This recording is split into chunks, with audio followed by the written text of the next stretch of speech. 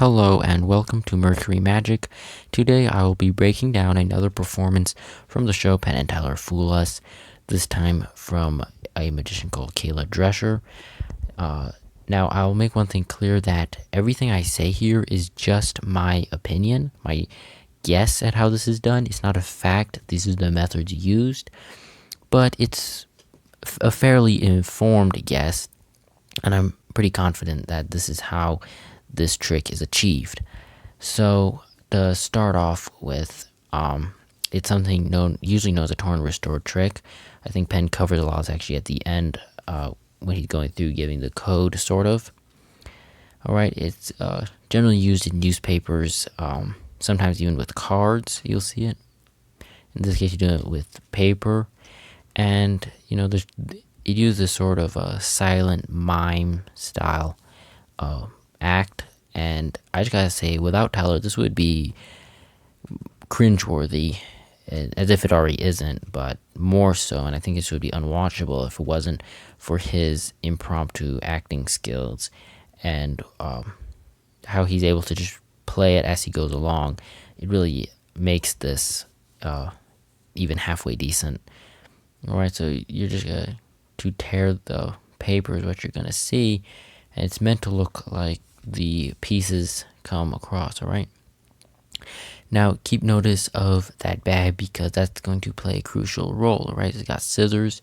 Now if you notice, when she reaches in, takes out the scissors, and at that point I would guess you also brought out 2 slips of paper. Okay, they're probably in her right hand fist with the scissors. Okay, he puts the scissors back in and then takes that one and puts it in as well. Alright, so all of this is just part of the act. There's very little magic going on here. As a matter of fact, the real sleight of hand doesn't come in till the last closing seconds of the act, pretty much. Okay, this is all just sort of the rest of the performance. Alright, done. Has him put the piece aside to swap the papers. So this is going to give it the look as if their pieces were interchanged. Alright. And if you haven't noticed, I'm having a little difficulty covering this because it's just such a dead and empty act. I mean, there's nothing really going on here. When you're first starting out on magic, this is the kind of trick you would probably learn. So I just can't believe that they would call someone on and they would perform, a professional magician would perform something like this. I mean, this might work for the campus show, but on national television that is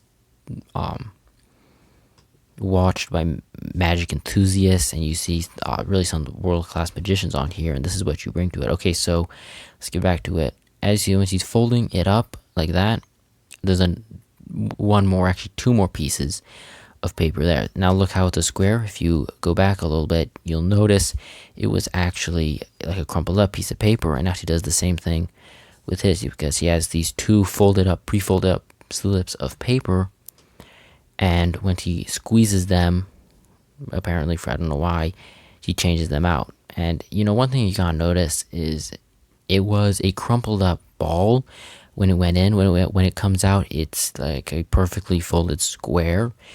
And there's no way someone like Tyler did not notice this, that how he crumpled it up, and then when he sees it again, it's, a perfect square. So, like I said, those of you who have even a primary knowledge of magic probably can tell how this trick is done. I mean, I find it hard that anyone who knows anything is actually going to be fooled by this, and much less entertained.